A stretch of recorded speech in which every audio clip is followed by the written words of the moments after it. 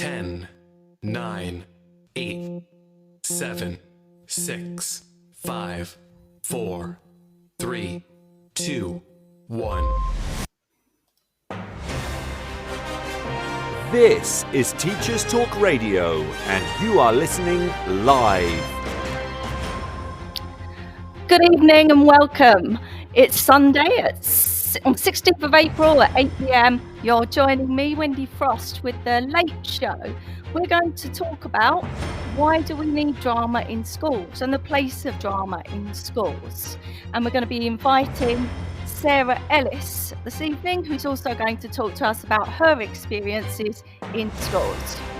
This is Teachers Talk Radio, and you are listening live.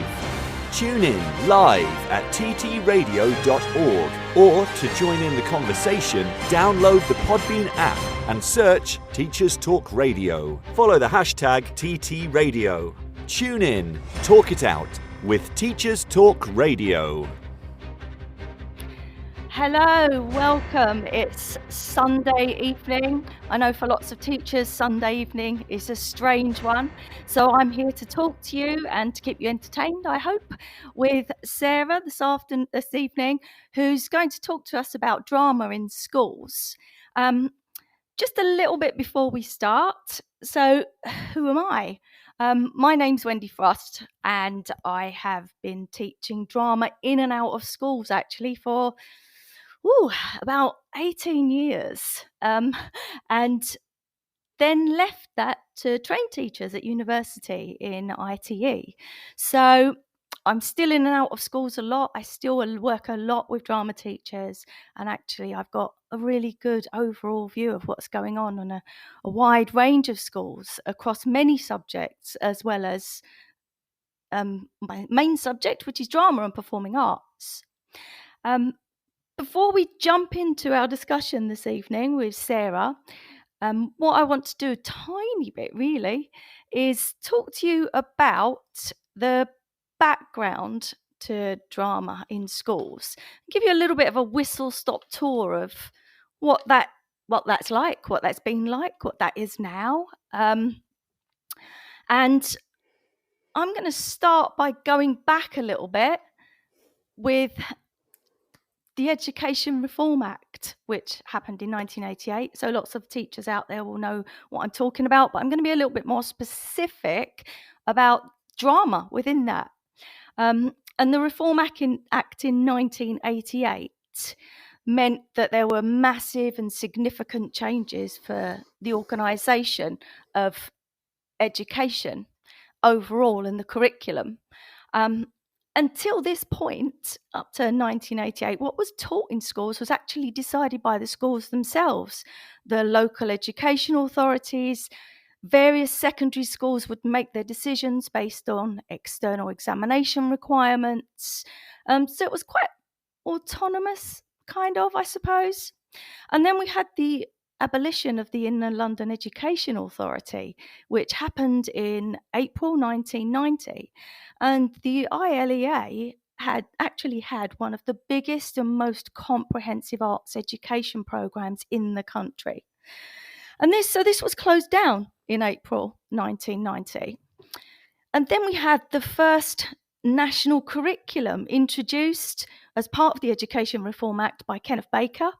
Programs of study were drafted and published in 88 and 89, and the first teaching of some of these elements happened from September 1989.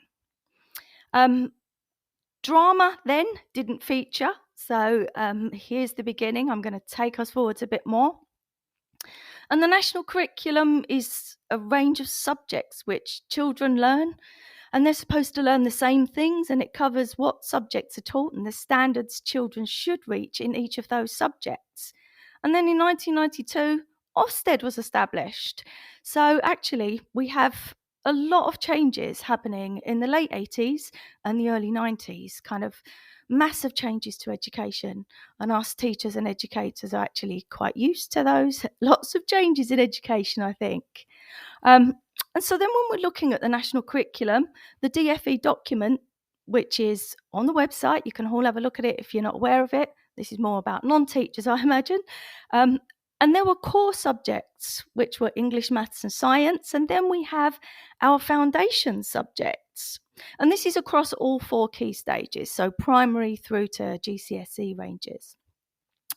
And the foundation subjects are art and design, citizenship, computing, design and technology, languages, geography, history, music, and PE, physical education. So again, no drama mentioned here at all, but drama isn't the only subject that isn't mentioned. Dance is often up there with drama, but that may be a different discussion for another time. And then the EBAC was introduced in 2010, which again was a massive shake-up for all of us, which set a comprehensive list of subjects that counted as part of performance measures. And this included English language and literature, maths, sciences, geography or history, and a language. So mostly those subjects were prioritised, and then sometimes schools would allow other subjects to fill up the pot on top of that. Interestingly enough, the government's ambition is to see 75% of pupils studying the EBAC subject combination at GCSE by 2022, so last year. Would be interesting to know where we are with that. And 90% by 2025. So that's almost all schools, I suppose, if you're thinking about that. And then we had some issues with the EBAC affecting the arts subjects. And if we look at the Cultural Learning Alliance and a lot of the research that they do around arts and arts in schools, they recognised that there was an immediate impact on what children studied in secondary schools. And early polls showed that 27% of schools cut courses as a direct result of its implementation. And many of those subjects were art subjects. And then again, moving on, 2016, we had massive qualification reforms and huge changes across every single subject. This wasn't just about the arts now. The emphasis became more on the academic, the traditional exams, and this was introduced for parity and spearheaded initially by Michael Gove, who also introduced academisation in 2010. So this was carried forwards into 2016, and the reformed subjects came in for schools and colleges. At that point, I remember I was working at a sixth form college, and it hit us there too. So huge changes. Interestingly enough, as part of all of this and the arts being cut, Shakespeare was suggested as an alternative to lots of the arts, and certainly Michael Gove suggested that we should have an annual Shakespeare week, and that would kind of help in terms of the difficulties that the arts were having in school. And there was a really interesting piece written by Patrice Baldwin in The Guardian in 2015, and she said, Mr. Gove gave his support for an annual Shakespeare week, distracting the public from the immense cuts happening to regular drama teaching in schools. Now Education Minister Nick Gibbs spouts the merits of national textbooks, which is copied from Singapore. Maybe Mr. Gibb would like to know that Singapore has a curriculum officer for drama, and a major international research conference on drama and education is happening in 3 months. Why can't England copy this instead? Patrice Baldwin asked. Thanks to this government, England is no longer seen as leading the world with its drama in schools. Shakespeare Week and the RSC Drama Toolkit are no substitute for specialist drama teachers and a balanced drama curriculum available to all pupils. There was a massive backlash around the EBAC and then carrying on into the reforms. And then drama teachers were writing into newspapers, and then The Times in 2014 had a drama teacher write in and say, over the past 60 years, England has built a preeminent international reputation for its drama teaching in schools. In less than 1 term of office, Michael Gove has destroyed it. Not one question was asked about drama in the National Curriculum Review. So there was some unhappy feelings, to say the least, from drama teachers, from arts teachers, about the many, many changes that were happening in education. And how that's taken forward is something that we're going to talk about a little bit this evening. What does that mean? What has it meant for drama in schools? What has it meant for arts teachers in schools and for the young people that are affected by those cuts? So now I'm going to move on, and I'm going to welcome Sarah into our space. And just as I do that, I'm going to... Hello, Sarah. Hello, can you hear me? Hello, we can hear you. Let Oh me my just goodness. introduce you properly. Excellent. Rather than just pulling you into the room. Oh. So I'm going to introduce to you all Sarah Ellis, who has been a drama teacher herself for many years, also runs her own theatre company, Hyperfusion, and I quite like this one, Sarah. I'm going to have to say this. You were Community Champion Award winner for Best Businesswoman at the Business Awards in 2019. That's right, isn't it? Yeah, I got that right. That's right. Yeah, and that's interesting because it was the best businesswoman, and I think sometimes in this country, you know, being seen as a business when you're in the theatre can be a little bit challenging. Because I feel like if I went on Dragon's Den, they'd all go, "Oh, you're amazing, but we're not going to invest in you because you don't make any money." Yeah. No, I think that was something that was really important to kind of mention about you, and certainly with the work that you do in terms of inclusion and diversity, and the kind of projects that you do in school with young people. And I'm sure that extends to your classroom as well, when you're in the classroom and talking to young people and sharing work with them, because 100%, yeah, when that's absolutely. something that you see as crucially important to young people's education, I can only imagine that kind of filters into everything that you do when you're working with young people. Yeah, it has to, really, doesn't it? Because I think there's so many challenges out there. So to be able to bring that side into everything that we do is, it's vital, absolutely vital, to give these young people a chance, I think, in an ever-changing world, you know? Absolutely. And I think in terms of, you know, drama in schools and the landscape and the changes, similarly to me, I imagine you will have seen a mass of changes over the curriculum, over number take-up, over choices of text, and what that means for the young people in the room as well. Yeah, I think the biggest challenge for me is the kind of, I don't really know how to say it, but it's like the dumbing down of the subject when it comes to choices for GCSE or choices for A-level. So although, you know, I can see and speak to parents and carers, you know, I can see them going, oh yeah, they love drama and it's the best thing and they've got so much confidence now and I can't thank you enough. And yet, you know, the young people want to take drama GCSE, really take it seriously. And yet there's this disconnect between whether they're able to, or the, you know, it's this idea that, oh, well, yeah, it's all very good, but, you know, it's not going to get you a job, is it? And you know, I have to say, and I do say this, and I feel very strongly about it, I am going to put myself out there. Drama is the only subject that will help you with whatever job you're going to do, literally any job. Now, I appreciate that other subjects are really important, super important, absolutely. However, you can't say that about all of them, you know, so we definitely win on that one. And that's a really interesting point, I think. You know, it's all of the skills that you get in drama.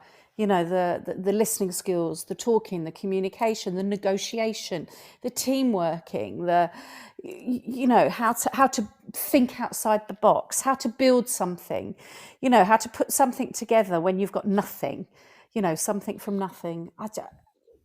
All of that stuff.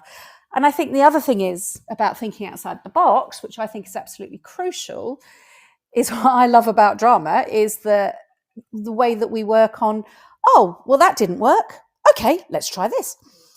Yes. So, you know, when we teach teachers to teach, that sounded funny, but you know what I mean. When we do teacher Yeah. training, one of the things that we will teach our future teachers is how to differentiate. And yet when I teach drama, I'm teaching young people how to differentiate. So the person in front of you isn't understanding, or you're not getting what you need. How do you go in a different direction? How do you read that person and think, okay, they might understand it better if I do this? These are extraordinary skills that are for our future leaders. Yeah. And I think sometimes, like you said, it's, often drama is seen as an add-on, or, go and do that if, you like to have a bit of fun or play. Yeah. And I'm certainly not undermining the importance of play, and I never would. But some people see that that's all that there is to drama. And so actually it's, it will be a bit of fun against the other serious subjects. And it's, and we get that quite a lot. And I've heard that so many times from And it's teachers and extraordinary. students. Yeah. Well, yeah, because when you're working with, I find it extraordinary. So if I'm really lucky. So I run a theatre and education company, as well as what you've mentioned, which is Theatre Inspiring Change. So we tour schools. So I'm in schools with my theatre company, but I also teach drama in different schools. So it's really lovely. I get hired to come in for a year, or maybe 2 years, or a term, etc. And if I haven't had the year, if they're choosing their options in year 9, and the year 9 group that I get are very different to the year 9 group I would get the following year. Because once I've had them in year 8, this idea that drama is a soft skill, it's a soft subject, the kids are looking at me going, that ain't soft. Like, we come into drama, we work from moment to the end, from the beginning to the end. We're on our feet, we are thinking, we're here, we're there. We don't have down days. If we're, we leave our stuff outside the room, as in our, distractions, etc. Teaching to focus, teaching that discipline. So it always makes me laugh, because that, if a parent then sits there and says, yeah, but you can do drama anyway, and I just don't want you to just do an easy subject, and I just look at the young person, they go, Mum, it's not easy. Like, Miss Ellis is not easy. But it's on the principle that I think all of us drama teachers work on, which is investment. If you put £1 in a bank account, you can take out £1. If you put £3,000 in, you've got £3,000 to take out when you want. And that's the principle, I think, of a performer, which is you're there, you're doing your absolute best, because this is it. The show must go on. We are here. We're 100% focused. What can we do? It's empowering. It's the most empowering subject in the world, Wendy. Not that we're biased. We're trying not that we're not biased to be at all. But I think the really important thing is that, for me, when I love seeing other teachers come into my drama space, because I'm, you know what I'm going to say. Yes, I do. The terrified look on their faces. And I've heard so many people say, we're talking experienced teachers, but non-drama teachers will say, oh my gosh, it's chaos in here. There's so much, there's just so much noise. I don't know. Are they working? I'm like, you just walk around and listen to their conversations, and they're working. 100%. They're putting themselves on the line emotionally, intellectually. Their cognitive skills are working like mad. It's, they're being analytical. They're being collaborative. They're listening. Like you've already said, the levels of inclusion that they are adopting in their work is phenomenal. And I think sometimes it's just about that safety of, if you take tables and chairs away, people sometimes just don't know what to do in the space. And that's a pedagogy question, isn't it? That's, we know how to structure that, but I will get a little bit scared by a class full of tables and chairs. Oh, I mean, that's terrifying, isn't it? I had to do one about 6 months ago. The maths department, I'm going to dob them in. The maths department said, right, well, we need to do. Oh, I can't remember what. I can't remember. Anyway, they needed that room for something, and they got my studio. So they put me in this room with desks and chairs, and I'm like looking at it going, okay. So we did physical theatre, and we looked wow. at so we looked at, I think it was Gecko, we looked at, who I love, I absolutely love Gecko. And we looked at when they do the different movements. You do one movement, second movement, back. One movement, second movement, third movement, back. And they were using, like objects out of their bags and stuff like that. And then we had this whole physical theatre piece as they moved from table to table. But one of the other maths teachers, who obviously it wasn't a quiet room, sort of came in, like you're saying, thinking that there was a revolution going on, ready to shout, which was really funny. She came in like, rah! And then just watched. And the look on her face was extraordinary. She was like, I don't know what you're doing, but that's really cool. And it reminds me of something else that I think is crucially important. And I notice this when we are in schools with our issue-based plays that we take around with Theatre Inspiring Change, and also as a drama teacher, which is the beautiful levelling of human beings. Because actually, you as a human being walking through the door can achieve great things regardless of how rich you are, how tall you are, how handsome you are, how clever you are.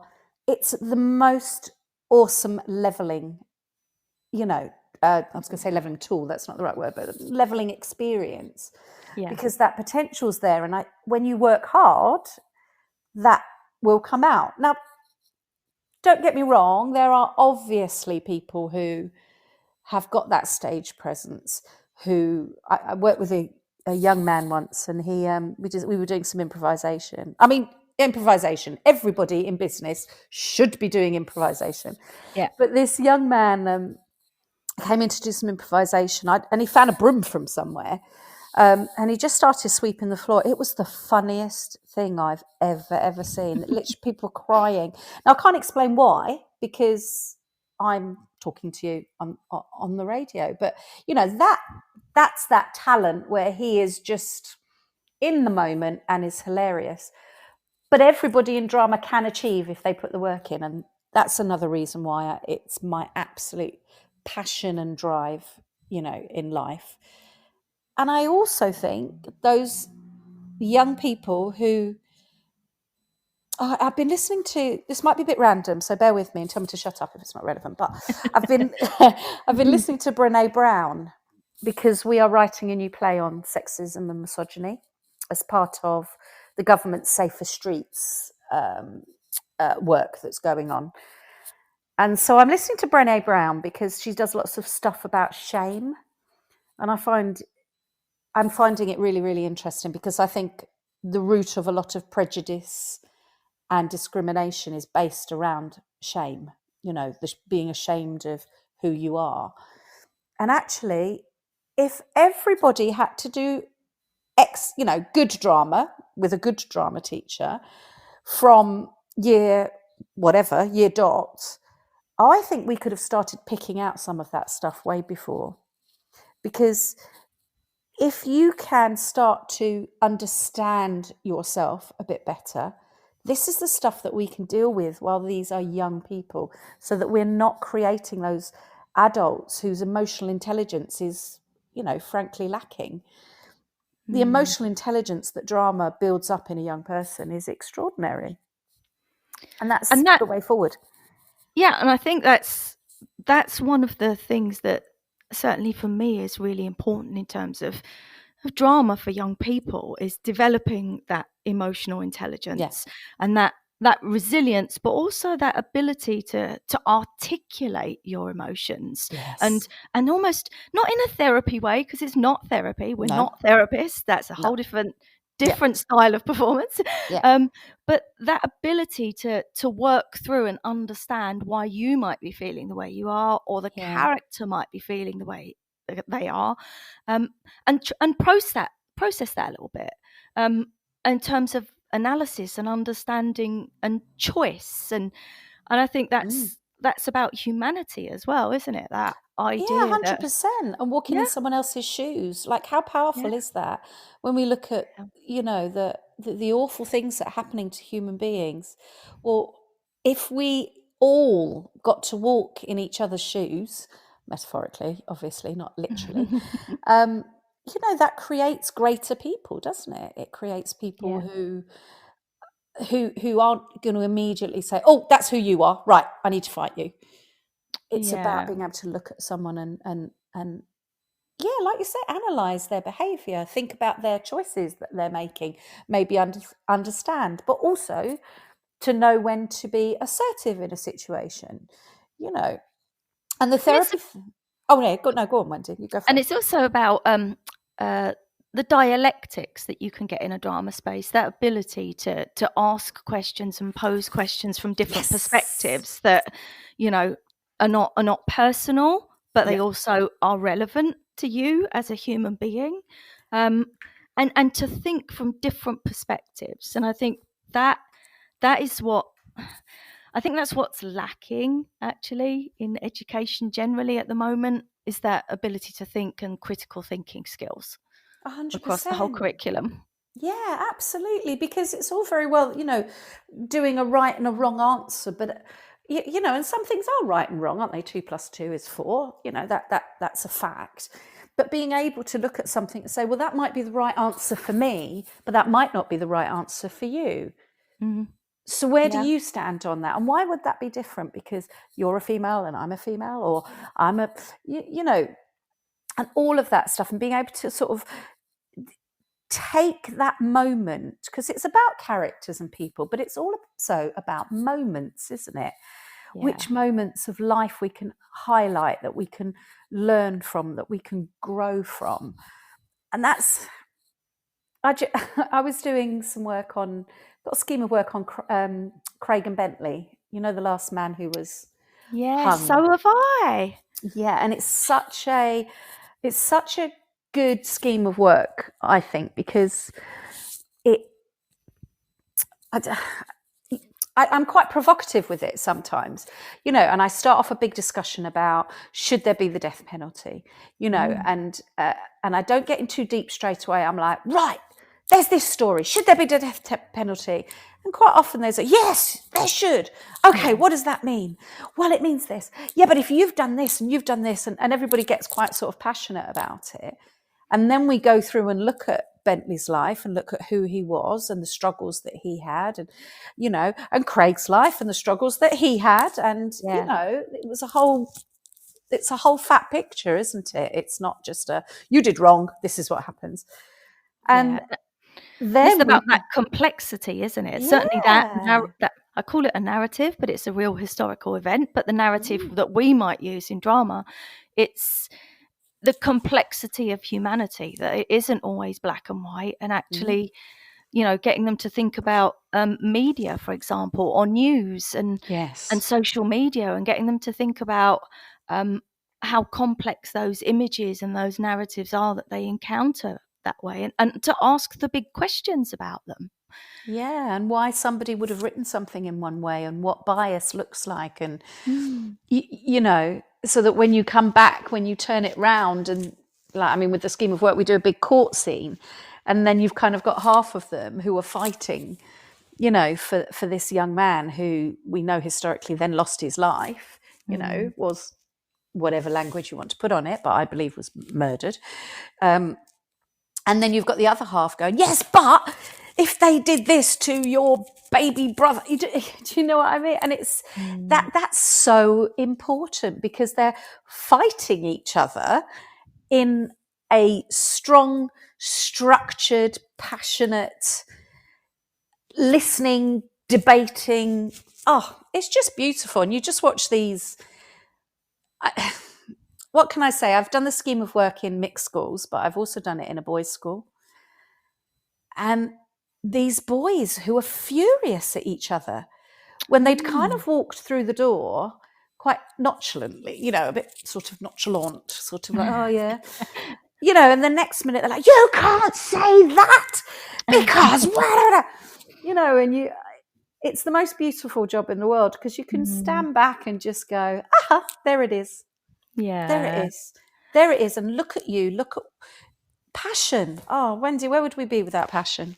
Oh, I don't know. But certainly that, when you're talking about the Craig and the Bentley stuff, I think I've seen lots of drama teachers do it. And actually, I've taught it for almost my entire career as a teacher, variations of it, because the power within that Yeah. injustice, the idea of injustice becomes a massive theme for young people. And, you know, they 100%. watch lots of movies, and they, you know, they'll see stuff online about executions and some horrific stuff. And then you bring it down to this poor, you know, 19-year-old young man who Yeah. was called these horrific things because of his learning difficulties. Yeah. And suddenly you've got the whole room going, that's not fair. I can't believe that. That's disgusting. How was that allowed to happen? You know, like you said, they can't quite understand how that all was allowed to happen. Yeah. And it's a really rich kind of historical event that they get to kind of play through, to make some decisions and question choices that were made. Absolutely. And, you know, like I always say to them, you know, you are our future leaders. You are the people who are going to be making decisions. And although we can, you know, look at some of the decisions in life that have been made, there's definitely some, I'm sure that you would agree, Wendy, that could have been made better. You know, and we won't go into that too deeply, but I'm sure pretty much most people will know what I'm talking about. So for me, it's about creating the foundations of a more successful future as well, you know, where we've got authentic leaders, we've got emotionally intelligent leaders and workers, and, you know, where we've got companies run emotionally intelligently, where our men aren't afraid to open up and to be honest about things, and where our women are being given those equal opportunities. You know, that's got to be the goal in the end. You know, and I think that you're hitting on some really important things that are kind of like, they're the crux of a drama space, right? There's that 100%. equality and Yes. equity. 100%. So important in the space. The voices that, you know, I know that you work a lot in this way, and I certainly always have, about, you know, that inclusion, that creating those spaces where, you know, unheard voices are given an equitable space that maybe there wouldn't be in other places. And yeah, 100%. And how to create that, because yeah, that's why I feel so strongly about, you know, authentic leaders of the future, because once you've learned that, you can then continue your life knowing that that works. And it's from the simple things, you know, about sitting in a circle. You know, I'll always say, I mean, this sounds so tiny. And so, well, why are we sitting in a circle? You know, and there'll be various theories when they first meet me. And then, you know, it's the theory of equality. We can all see each other. We're all important in this room. And before if there are any non-teachers out there, that would seem patronising. But what I'm trying to say is, before anybody kind of jumps on that, well, we're not all equal though, are we? You know, and teachers need to be in charge, and this, I can absolutely, when I look at the drama teachers that I've worked with in the past, or I'm part of an organisation called Drama Matters, you know, so I meet lots of drama teachers. You know, they have discipline down to a T in a way that not every other subject does. Because in order to produce theatre, discipline is absolutely crucial. yeah. It doesn't need a table. It doesn't need a chair. It doesn't need to control somebody. Don't speak, do speak, this, that, and the other. There is the collaborative, inherent understanding that the only way this is going to work is if we work together. So that discipline comes out. Yeah, that teamwork, that collaboration, 100%. that ensemble, that, you know, there's no winners. We're not trying to fight each other unless it's in the drama. It's, you know, we create it together, we make it together, we watch it together. 100%. And the success, and I would paraphrase Brecht, but I do it terribly, in terms of that togetherness. Together we are incredibly powerful as people. Yeah, 100%. That collective, that ensemble that he created, certainly in terms of, the underdog, the working class, the poorer people, and the more we work together, the more powerful we become.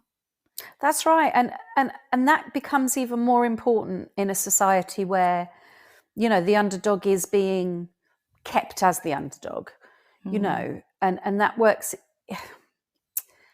I feel like I'm 112 sometimes, but I'm actually 55, and I've seen many different kind of situations in my life, really, and I feel at the moment that there's a real polarization of human beings. Yeah. And it scares me, because I feel like we were getting to the point where people were kind of being more collaborative with each other. And I feel like there's a lot of stuff going on to get us divided. And we've been through some really tricky stuff lately. Yeah. And I think we have been quite manipulated as well, and the divide and rule kind of thing. And everything I do in my work is literally the opposite of that. A one-woman play doesn't only have one person involved.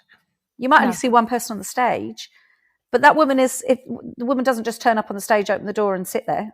That's not how it works. You can't see her for a start. It's in the dark.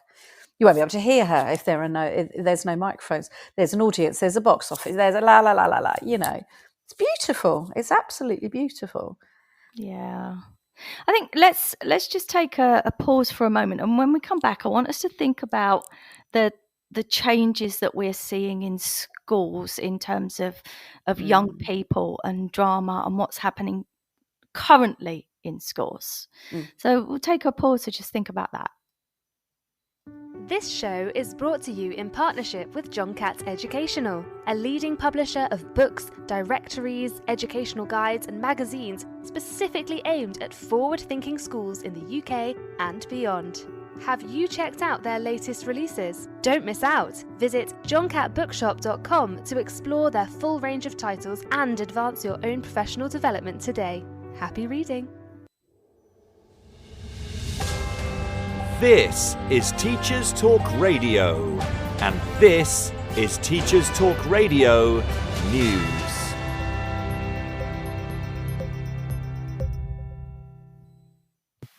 In union news, Daniel Kebede has been elected leader of the National Education Union.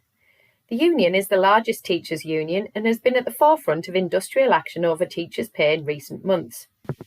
Mr. Kebede said in a statement, after taking 69% of the vote to win the election, "I am honoured to have been elected as General Secretary. I would like to thank everyone who has supported and campaigned for me." He went on to talk about the need for fundamental change in education, and that this included an end to real terms pay cuts, an end to massive overwork of staff, the end of punitive Ofsteds, and an increase in school funding. He also thanked current Joint General Secretaries Kevin Courtney and Dr. Mary Bousted for their inspiring leadership over the last 6 years. They will step down at the end of August. The BBC reports that, according to a leaked government document, almost a quarter of teachers in England are working 12-hour days, with around 60% of teachers saying they were doing 60 hours a week or more. The research by the Department for Education was carried out during spring 2022, but the findings have not been officially made public. Education Secretary Gillian Keegan has said that a new task force will be created to help reduce teachers' workload by an average of 5 hours per week. The leak comes as teaching unions consult members in England on a new pay offer, which includes the promise to reduce workload. The leaked document, marked confidential and given the title Working Lives of Teachers and Leaders, was produced by the DfE to examine issues around teacher supply, recruitment and retention. More than 11,000 teachers and leaders across primary and secondary were questioned. The report found 1 in 4 teachers were considering leaving the state sector within the next 12 months. Workload was the key factor in this decision. 3/4 said they spent too much time on paperwork. 2/3 of leaders said they spent too much time responding to government policy changes. 1 in 5 said they had low satisfaction in their working life, whilst almost a half rated their anxiety levels as high. Almost 3/4 of teachers described their workload as unacceptable. Dr. Mary Bousted of the NEU accused ministers of withholding important information from the peer review body, although the government denied this. A spokesperson for the government insisted that the recent pay offer of 4.3% plus a £1,000 one-off payment was fair and reasonable. The Department for Education has released an update on the .gov.uk website focusing on the review of the way relationship, sex and health education is delivered. The update comes after a number of stories across media outlets prompted concern and outrage from some quarters and claims that hysteria is being whipped up by right-wing agitators from others. RSHE education has been compulsory for pupils in primary schools since September 2020. In secondary schools, relationships and sex education must be taught. The review, which will be completed by an expert panel, will focus on how to ensure pupils have access to age-appropriate information and how to place protection from pupils being introduced to things that they are too young to understand properly. The panel will also consider how age ratings can be introduced for different parts of the curriculum. The review will be completed before the end of 2023. As we approach Easter, the debate about supporting families who receive support through free school meals should be supported in holiday times, and it's opened up again. The big issue raises concerns that despite the cost of living crisis, many families will go without support until term begins again. In what it calls a postcode lottery for support, many families will miss out as current funding largely depends on where you live. In England, the government is not directly funding free school meals over the Easter break, but support may be available if local councils decide to provide meals or vouchers. Many councils are relying on the Holiday Activities and Food Programme to support low-income families.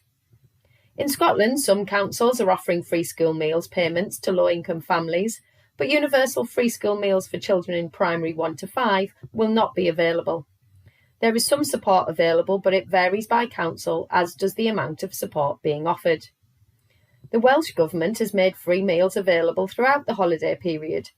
The government in Wales announced that £9 million has been provided to support eligible pupils with a free meal up to the end of May half-term, including all bank holidays. The support will take the form of meal vouchers, money or packed lunches. In Northern Ireland, no free school meal provision is available. The previous holiday hunger payments of £27 per fortnight ceased on April the 1st. A Department for Education spokesperson said it was because additional ring-fenced funding had ended, but campaigners focusing on food poverty said the decision was abhorrent. This has been your Teachers Talk Radio News with Jo Fox. So thank you, Sarah, Hello. for continuing to hold with us. And as we just paused for a moment to think about what's happening in schools in terms of drama, I'm just going to give you some figures which have just come out about GCSE drama entries for England. These figures are. In 2010, there were 81,592 young people entered for GCSE drama. In 2020, so 10 years later, we've got 57,881. In 2021, we drop again to 56,739, and last year's entries were 53,185. So effectively, a decline of 35% since 2010 in terms of what's going on in schools, in GCSE drama entries, like I said at the beginning of the show, the reduction in the offer for GCSE drama, and that affects Key Stage 3 drama as well, obviously. Yeah. And because of the EBAC and the massive changes and the pressures that are happening in schools. So can you talk a little bit about what you've seen in schools in terms of what's going on for drama recently? Yeah, I can, and I feel really strongly about it. I see that there are young people. Right, so those figures, I would stake my life on are not representative of the young people who want to take drama at GCSE. Yeah. It just isn't. I, of course, know that there are some people who are like, oh, my days, I do not want to take drama. That would be the end of the world for me. And that's cool. Like that, that's the same in all subjects, right? But those numbers don't reflect. What they reflect is this continual, I don't know what the word is, rubbishing of the subject, I think. Maybe that's too harsh. Maybe it's not rubbishing of the subject. It's more about, well, that's really good. But, to get a job, what you need is this. What you need is this. So when less people are taking the subject, then there are less drama teachers or teachers doing less drama. So you either have a part-time teacher, or that's when you get a teacher from another subject coming in to do drama. And I don't want to be horrible to anybody who's a teacher, because there are amazing teachers out there. But I have to say, I don't believe I would be given the role of a maths teacher. Okay. And if I did, it would be a disaster, frankly. So the concept, with all due respect, that a teacher who is not a drama expert can come and deliver expert drama challenges me.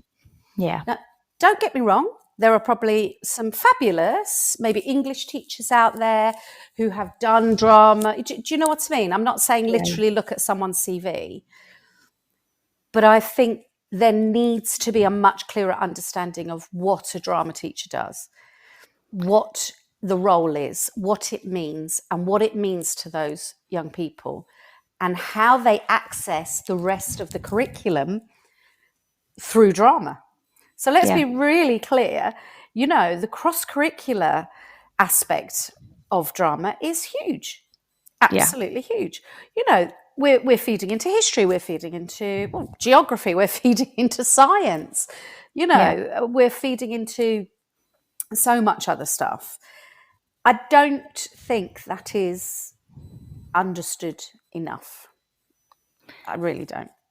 Yeah, no, I completely agree. I think the things that we have to look at in our subject, and we've already talked about the Craig and Bentley situation, but as soon as we talk about any other issue or topic, we're relating it to. I've seen some amazing work in schools looking at World War I and World War II, 100%. And war stories and women in World War I. I've seen some fantastic stuff happen in schools about that, and through that is being woven history, literature, geography, a mass of the humanities through drama pedagogy, through this work that we're talking about in terms of collaboration and creation and making work together and giving them power, giving them agency over that work that they create in the space, which I think they don't get a chance to do in lots of other subjects, because,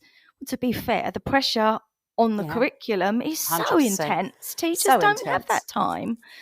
And neither do we, to be honest, in drama. Now most schools they might get 2 hours one week, 3 hours the next week, and students may not have had any Key Stage 3 input at Year 7 or I half come across of the that year. in schools, or really they do normal. a mixture. They do a kind of round thing where you do drama in the first term and then you do music in the second term, and and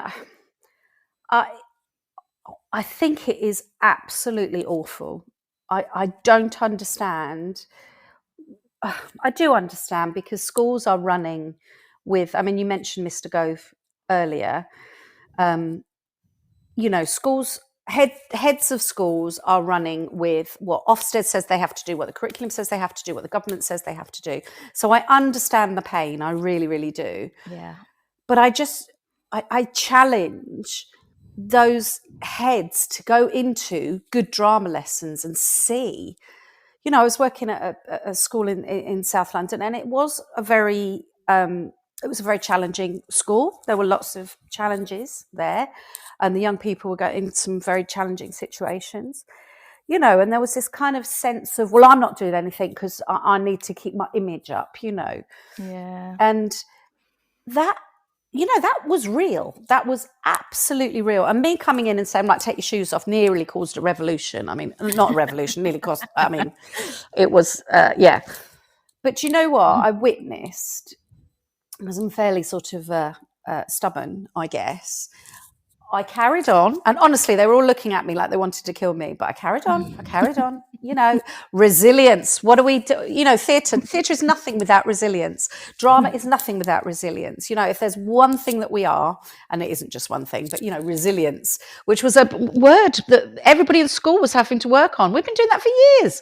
Anyway, back to this school, you know, and there was one young woman who sat in the corner, because I'd guessed that there was a little bit of wobbliness. So what I'd done is I put chairs around the edge, because I was in this room that had a load of chairs in it and I couldn't put them outside because of health and safety.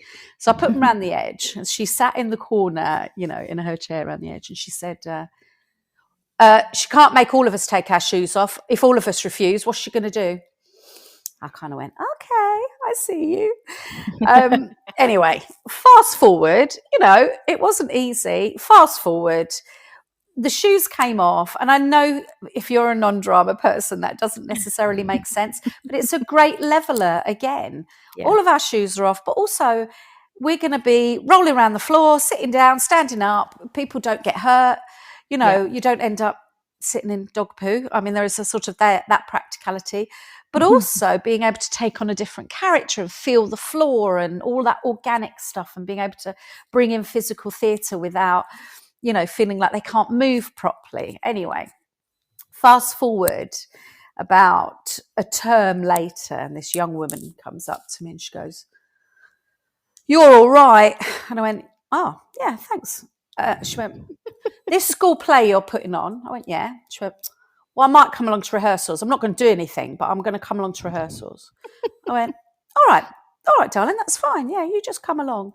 Do you know what? We did a modern adaptation of Peter Pan, and this young woman got the part of Wendy. And I watched her climb a mountain so huge she couldn't even see the mountain at the beginning. And you know what? I watched her grow as a human being. I then, you know, there were teachers that came to it and they went, "You've got," I won't say her name, "you've got her as Wendy." Dear God, you know, they came to see the show, and afterwards saying, I actually can't believe what I've just witnessed. That young woman, I can't keep her in my class. She is out of the door between 3 and 7 minutes. She's never lasted the whole. She was obnoxious, rude, you know, all of this. She was playing up everybody everywhere. Yet in my rehearsals, she's turning around to some of the others and going, "Can we concentrate? We've got a lot to do." But, you know, this is about opening doors, isn't it? So if this is the magic that is happening, why can't whoever is making these decisions come in and watch and go, that kid over there never does anything. That person over there, I've never heard their voice. Now listen to them. You know, that guy over there hasn't stayed in the lesson for longer than 3 minutes. Look at them all working together and actually make it, you know, it is a fundamental subject. Year 7, 8, 9. I mean, I'm going to push it. I know it'll never happen, but I think there should be one drama lesson a week for year 10s and 11s, even if they don't do it for GCSE. So some of my drama teaching is about working with young people who aren't accessing the curriculum for whatever reason. You know, the really challenging young people who are like, well. And I deliver empowerment skills, you know, and communication skills and how to be the best you, etc., instead of them doing GCSEs, because that's going to set them up to be able to get a job. Yeah. You know, and actually some of this weird stuff, they really access it. Yeah. I think as well, it just takes me back to that Sir Ken Robinson video that I always show my my training teachers at the beginning of the year about creativity, about the young girl that, was a problem, got sent to a psychiatrist, and it just turns out that actually she was a dancer. Yeah. But couldn't cope in schools because sitting behind desks my wasn't goodness. the way that she learned, wasn't the way that she flourished. And soon as they discovered, actually, she's a dancer, everything else sort of fell into place. I mean, Ken Robinson tells it in a much better way than I do. No, but you're right. No, you're right. And that young woman is, back to shame and back to failure. She was inverted commas, she was a failure. The whole world was telling her she was a failure. And actually, when she was given the opportunity to express herself, there it is. And I'm sorry, became the director of the Royal Ballet, I think. Well, there you go. Like an international choreographer because she found her place. Yeah. And who kept us going through the pandemic? I'm sorry. Well, our accountants didn't. Our estate agents didn't. Great jobs. Fantastic. But it was the artists. It was us that people went, this is the most horrendous situation. But what we can access is entertainment or, plays or, plays on Netflix, music, all of that stuff. And while we're talking about performing arts, maths, 2 + 2 is 4. Maths is a very important skill, 100%. But actually, when we're doing physical theatre or when we're doing dance, it's very mathematic. Yeah. It's very, well, actually, so even maths teachers, drama is feeding across to your subject as well. We're underpinning your subject as well. So when we're talking about core subjects, what an interesting conversation. What are core subjects? Maths, English, science. What else is the core subject? The STEM subjects also has engineering. Right. But English is in there too. I always get confused with what the acronyms mean as an education person. There's so many. Absolutely. I think they were designed to confuse personally, but we underpin all of those. And I was listening to the news, obviously, in the middle, and they were talking about the RSHE, PSHE. It's called different things, isn't it? In different the sex, areas. the relationship and sex education, the new stuff that's come out more recently. Yeah. And these are important conversations, whether people like it or not. We are human beings, and as human beings, we want to connect. We want to be part of something. There are very few human beings who want to be in a little box by themselves, albeit there may be some, but there aren't many. We are beings that want to be together, that want to connect. So whether the adults in the world want to admit it or not, our young people want to have relationships. Yeah. But those relationships are also with the adults around them from the point of view of the power struggles or who's in control. A teacher, how do they talk to their parents or their carers? How do they talk to their siblings? These are all relationships, right? Yeah. So why are we getting into this big scrambled egg or scrambled woolly knitting ball of nonsense around my child doesn't need to understand what a relationship is? If you talk about someone being gay, they're going to become gay. Don't be stupid. And obviously when I teach, I'm a lot more delicate than you, but I'm not being funny. It's 9:00 at night. Let's get real. Don't be stupid, because actually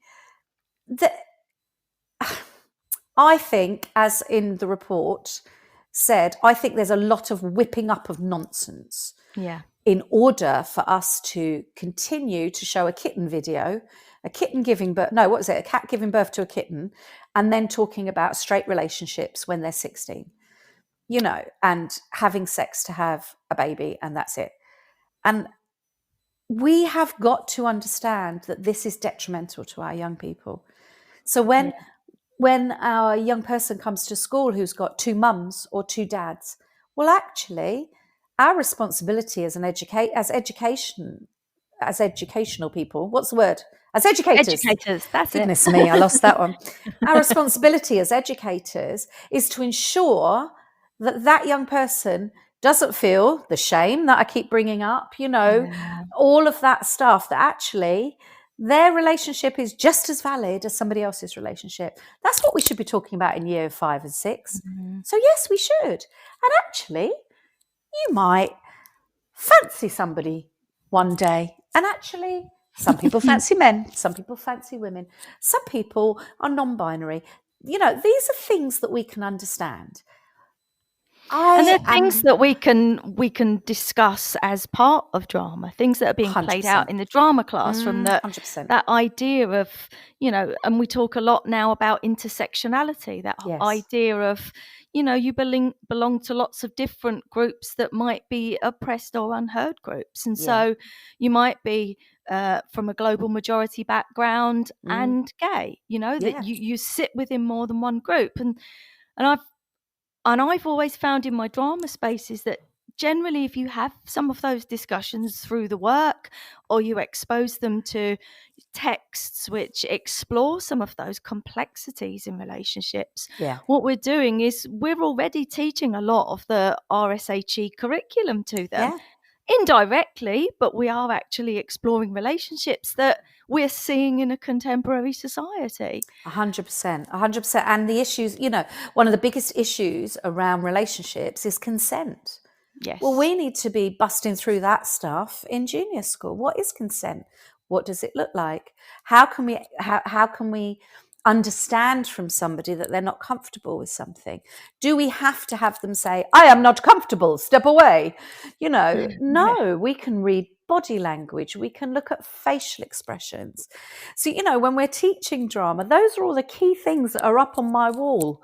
What a facial expression, what can that tell us? 90% of the messages that you give out is through your body. So let's look at that. Well, let's sit like this. What does that tell you? Oh, actually, I think that tells you that somebody's really fed up with you. Interesting. And what that enables people to do, or our young people to then go, okay, I'm in a conflict situation.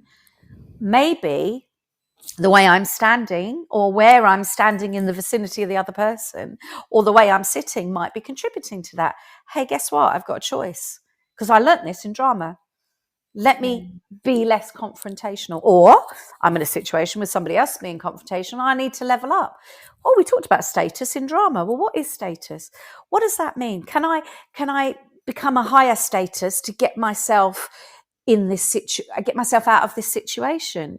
This is complex stuff that I've worked in so many different kind of arenas and been at so many different meetings. And we work with the theatre company. We work with organisations and with businesses. We're working with the probation service at the moment.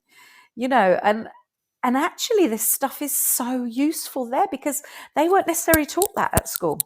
Yeah, our adults weren't necessarily taught some of the stuff, that patterns of behaviour. I was at an award ceremony and I had my drama group, because they were the entertainment, as you know, quite often the drama, the drama teachers. Oh, can you just come and do a little bit of that thing you do? Get the kids to do, just make something up, which, all drama teachers will literally be kind of like rolling their eyes at this point. Yep, I just did, by the way, while you said that. I rolled my eyes. I went, the amount of times I've had that. Oh, can you just put on a play for us? Just put on a play. When is it? Tomorrow night.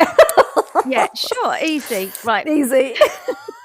But we do, and there was one of my students next to me, and she was so funny. She went, Miss, I said, yeah. She went, have you noticed that one person went in that direction and now everybody else is doing the same thing? And I looked at her and I thought, she was a year 8 student, and she'd already worked out that there had been this permission to move in a certain way, so everybody followed it. But as a drama student, she'd gone, yeah, but that's a choice, isn't it? Because actually what she was saying, she said, if that was me, I'd go the other way because it's shorter. So she's already on spatial awareness, the relationships between people. How do we show the relationships between people? You know, where do I stand in order to communicate something in relation to somebody else, you know, or an object, or, you know, and I'm looking at this year 8 student just going, mate, you're on it. Like, you know, you are out.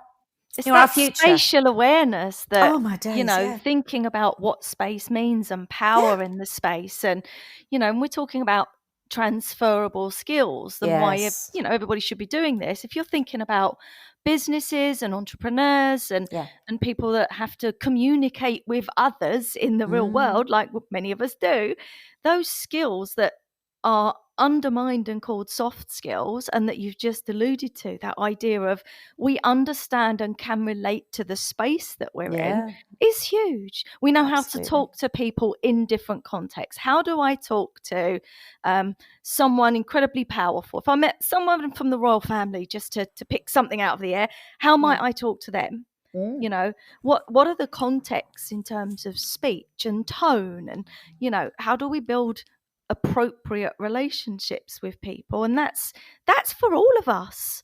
Oh yeah, and 100%. that's what makes people successful in the world of work and business and relationships. And it's not easy to do if you haven't almost practiced it, played it out.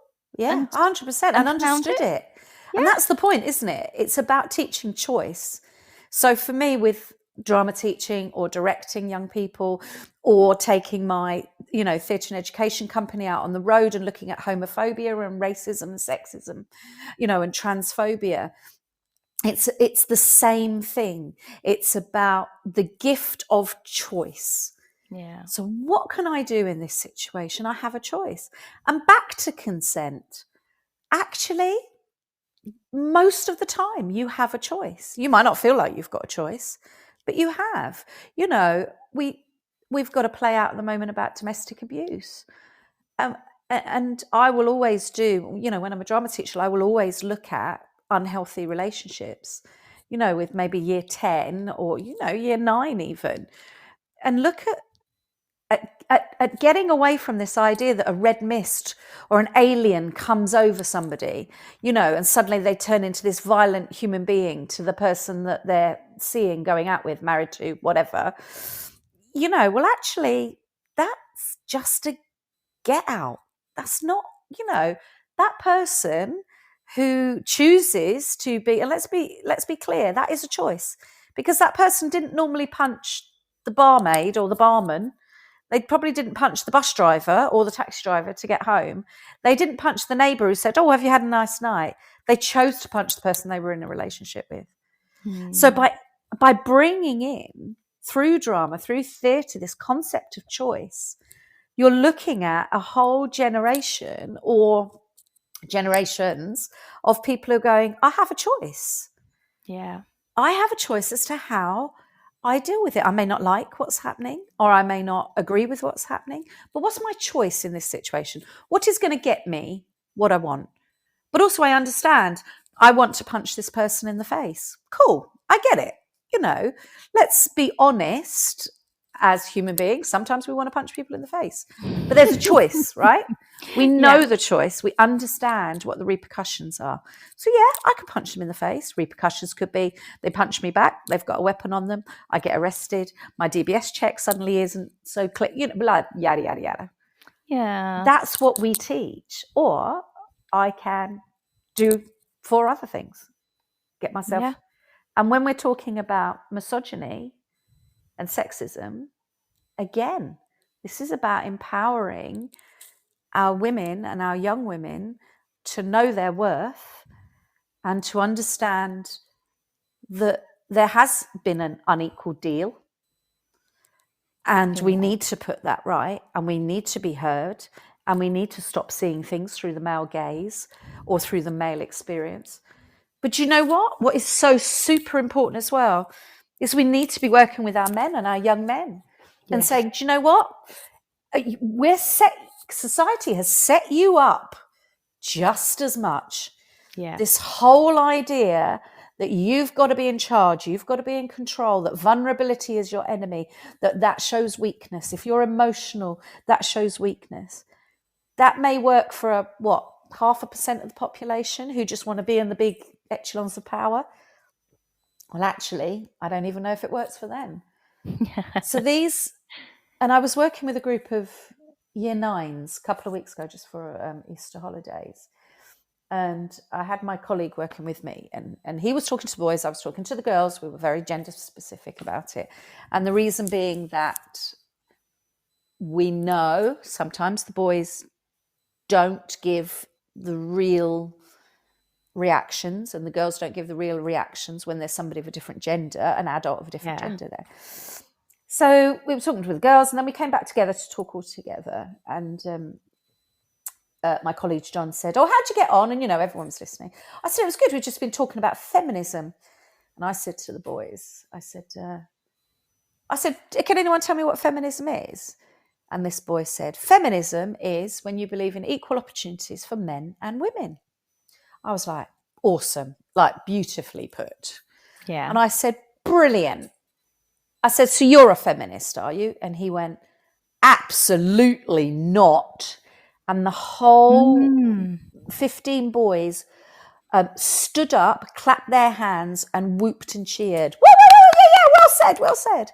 Wow. And I turned around to the girls, and I just looked at them, because actually this is what we're writing our play from, these discussions. And they were just like, "Yep, there it is. That's why we don't call ourselves feminists either. It's a dirty word." How has that been allowed to happen? So, I mean, yeah, I think we try not to go off topic a bit, but there's been quite a lot of safeguarding issues in schools at the moment that I'm hearing about misogyny that schools are really struggling to deal with. And I think because of Andrew Tate.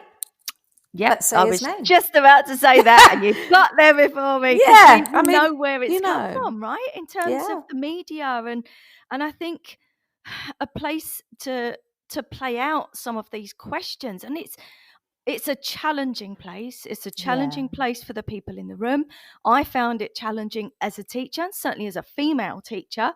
And I'm 5 foot tall. I'm really small, so I'd often feel, it's quite difficult to have those assertive voices to talk about, and challenge some of the ideas that come about women and the language that is used too. And I think, in the drama space, there's a place for us to challenge those. There's a place for us to specifically choose texts that will play with some of those ideas to bring up some of those questions and hit them head on without sometimes it coming from us. And that's what our drama space is. Absolutely, absolutely. And it's tough, but I think that's what we can do in our space. And it takes confidence. I couldn't do that when I first started teaching as a drama teacher. It took me a little while to be in the right school, to be in the right space, to have the confidence, to be much better at my pedagogy and my behaviour management and dealing with safeguarding. It took a while, but then I could start to implement some of those things that were sitting in discomfort. That's what, that's how I like to phrase it. You're sitting in the uncomfortable space that you can explore, you can have conversations, you can make work, you can frame it in the work and then step out of the work and have your individual conversations. 100%. And be safe, because that's the key. That is the key to all of the work we do around drama, theatre, is creating a safe atmosphere. Yeah. And when you were talking about having the confidence to be that drama practitioner, to be that drama teacher, I think one of the most powerful things I think that anybody can do, but I know as a drama teacher is to be teaching, when you're teaching improvisation and you go with something and then it doesn't work out. Yeah. And you've created this beautiful world in this room or this studio or wherever you are, corridor sometimes, where if it doesn't work out, it's like, oh, that didn't work, brilliant, let's try something else. I alluded to that, that differentiation earlier, which is an amazing skill for adults to have. But our young people, rather than, oh my God, it didn't work. Oh no, I'm wrong. It's like, oh, well, that didn't work. Right, let's do this, blah, blah, blah, blah, blah. And it's funny and it's enjoyable and it's powerful. So then as a teacher, you can then have that confidence to be able to say, what did you just say? Or, or to be able to say outrageous things that you don't mean, but is going to get a rise. Yeah. And you've then got young people who are going, you can't say that. Okay, well, why can't I say that? I just did say it. Well, because then that's really racist. And blah, blah, blah. Why is it racist? Because blah, blah, blah, blah. And then suddenly you're going, there it is. You understand what racism is. And now you can think about your own behavioural choices within that. But also, let's have a talk about understanding different people's perspectives and understanding fear. Phobia, homophobia, it's fear, isn't it? Well, in a place where you can run around like a Looney Tune and stand on your head and put a bit of material around your left leg and now you're a pirate, you can have these conversations because guess what? What's the worst thing that can happen? Yeah, somebody disagrees. And that's the space that we have. We have a space where you can fail. Yes. And I heard someone say fail upwards, and I thought, I like that. Oh, I love that. Love it, failing upwards. I don't know where that come from. It's not my phrase, but I'm going to take it for now. It's mine.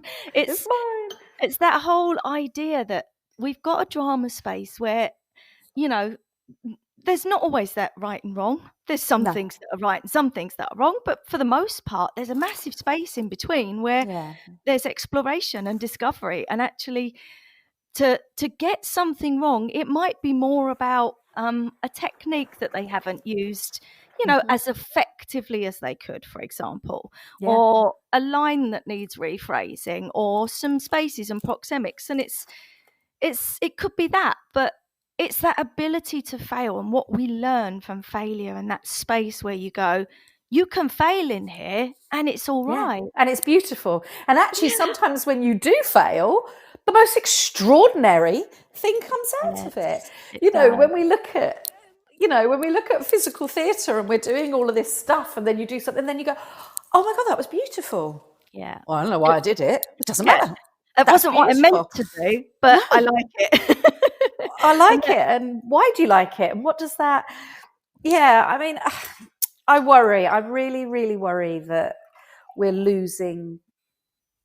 are going to lose drama in schools. I think it's a very real risk, and possibly a real risk that some people don't realise. But from someone I've always got my eye on the TES. I'm just looking at what's happening out there for drama teacher jobs, and often passing them on to my trainees. And one thing I've noticed, and I know that other teachers will have noticed this for their subjects too, is there's quite an increase in drama teacher jobs, like I haven't seen in quite some time. And I'd quite like to know, is it because, we're having a problem with teacher recruitment, or is it because there's a shift? I feel somewhere, I don't know what the shift is, but something is shifting. Okay. And I've been surprised by how many drama teacher jobs are out there.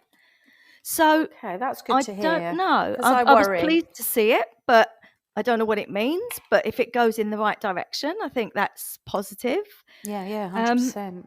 But in terms of thinking about, our key question, why do we need drama in schools? We've been kind of sort of getting there, haven't we, with all of the things that we've talked about, what drama does for young people. The richness, the ability for them to think about themselves as developing young adults, to explore relationships, to explore creativity, to explore language development. And I think we haven't really touched on that, but it's a space to explore words and language and the power of language and the power that words have. It's just like the multiplicity of things that the drama space can hold for our young people is incredible. Absolutely. I've just been reading this report as we're coming towards the end. This was really nice. It's a new massive research study that's just been done. It's called The Arts in Schools, Foundations for the Future by the Calouste Gulbenkian Foundation. And it's a fantastic piece of research that they did over COVID, and got lots of over 300 people around round tables to discuss the arts. And part of this this research has come up with this just great description of what the arts are for school. And you could say arts, you could say drama, either of them, it works. So just tell you a little bit of what it says, because I really loved it. The arts are an essential tool in building a humane society. Love that. They are a building block for social cohesion. They are important for understanding our collective histories and for promoting inclusion and enabling agency within a diverse society. They underpin our cultures and the economy and are important for personal development, health and well-being. They provide memorable experiences and a creative outlet which enables children to explore and express their emotions and their identities, and can help in supporting children who are struggling with their well-being. They can enable young people to collaborate and flourish as individuals in their schools, communities, and the wider world, as well as in their future careers. And then there's lots of words like teamwork, experimentation, self-confidence, imagination, innovation, problem solving, independence. I mean, the list just goes on. It's endless, isn't it? Yeah. It was just one of like the most refreshing paragraphs I think I've read in a long time, where I went, I love that. Well, it starts with the arts are an essential tool in building a humane society. I was like, 100%. Yes. I did a little cheer to myself when I read that and thought, yes. And it's in research. It's been researched. So it's, you know. I love that. And it's to all the not drama just a teachers out discussion. there, you know, keep doing what you're doing, keep fighting, because, you know, if I'm encouraged by what you're saying, Wendy. I really am encouraged. Yeah. And I think I know that there are drama teachers who sometimes they're a one-person department, and it can be quite lonely, you know, but keep fighting. Every single drama teacher out there, every single performing arts teacher out there, you know fundamentally that you are making a difference. You get to see those young people grow 2-3 inches, literally stand taller from the work that you do with them. You hear their voices, you hear it change, you hear the way they communicate change. And if at any point when you're in that kind of funk space, I didn't say a rude word, by the way, funk, you know, when everything goes into a funk and you just think, what am I doing? What is the point? Please hold on to what you just said there, Wendy, and just know that there are lots of us out there who are cheering you on, who are your cheerleaders. And keep hold of those young people who, well, you know, who go, I mean, I had a parent say to me the other day, I cannot believe it. He's been bullied. He's so quiet. I can't shut him up now. Like, his confidence is off the scale, you know, and she burst into tears and she said, I can't thank you enough. Yeah. We Those have to moments remember that.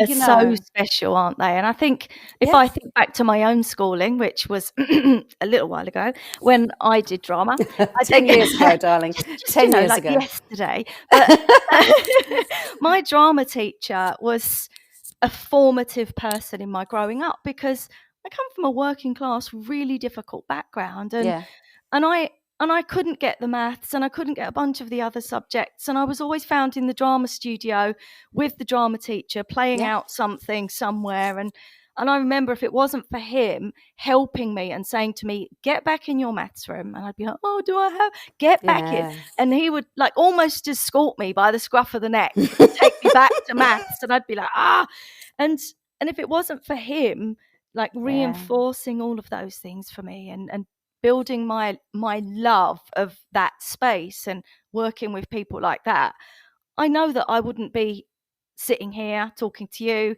be an 100%. educator.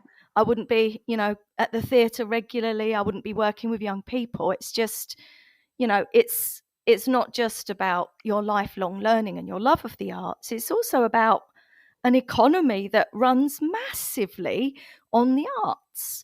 Oh, And I think 100%. Like, why are we having to, fight for our place when, like I say, during COVID, what were people accessing?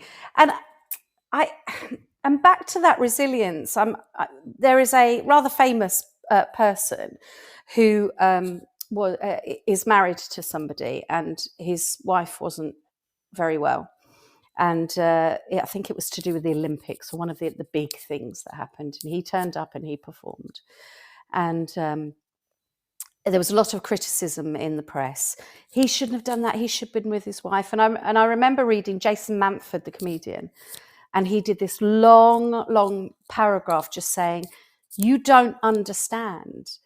As a performer, his wife would have known that no matter what she was going through, that he had that gig booked in and that was going to happen. And actually, what you don't understand is that she would have, they're in a healthy relationship, she would have wanted him to do that.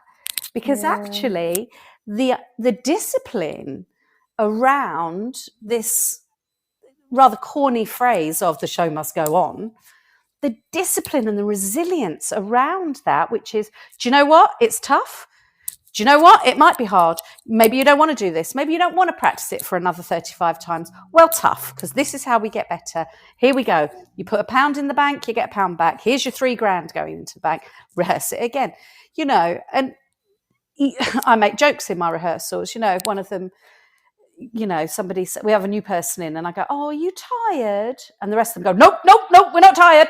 No, nobody's tired. Because, there's a big joke around, right, brilliant, we're tired, right, let's go, 10 press-ups, let's run around the building, right, let's do. Because actually, life doesn't go away. Life carries on. And as a performer, the reason for telling that story, because I think it's really important, as a performer, we are teaching our young people and our young adults to get up, put your best foot forward and do it, because that's what life is about. We're only on here in this earth for a certain amount of time, so let's get out there and get on with it. That is like your drama teacher, that like he taught you, that's what we need to be teaching people, and it's those young people who are going to be our future leaders. And dear God, could they do a slightly better job at risk of sounding political? Yes. Well, before we go into that, which I think might be another show at another time. I'm always available for that one, darling. So it's a bit 90 minutes is more needed for that, isn't there, really? Yeah, 100% though, seriously. We're just coming to a close. I want to say thank you so much, Sarah, for joining us tonight. That's Wendy. just been incredible, just hearing your experiences. And I know you're a cheerleader for the drama and the arts in schools, and why it's so important on the small stage and the big stage and all the stages. And 100%. And I know that you get it, and you see the impact that this has on young people. And so thank you very much for joining us on your Sunday night and sharing your fantastic experiences with us. And thank you for having me. Thank you for asking me, and thank you for bringing these conversations up, because there's a lot of stress in the education system, and without our teachers we would be stuffed. So let's support and respect, before we lose the good ones. Yeah, absolutely. Gosh, yeah. We've got your back, and there's a lot of people knowing the amazing job that you're all doing, the difference that you're making. But thank you for having me. You're welcome. Thank you so much, and have a lovely rest of your Sunday evening. Lovely. Thank you very much. Thanks, Sarah. Take care. Bye. Thank you for joining us all this evening on Teachers Talk Radio to talk about the importance of drama in schools and why we need drama in schools, and for joining me, Wendy Frost, on your Sunday evening before the next morning at school. Thank you and good night. You've been listening to Teachers Talk Radio. Tune in live and listen back at ttradio.org. We look forward to hearing from you next time on Teachers Talk Radio.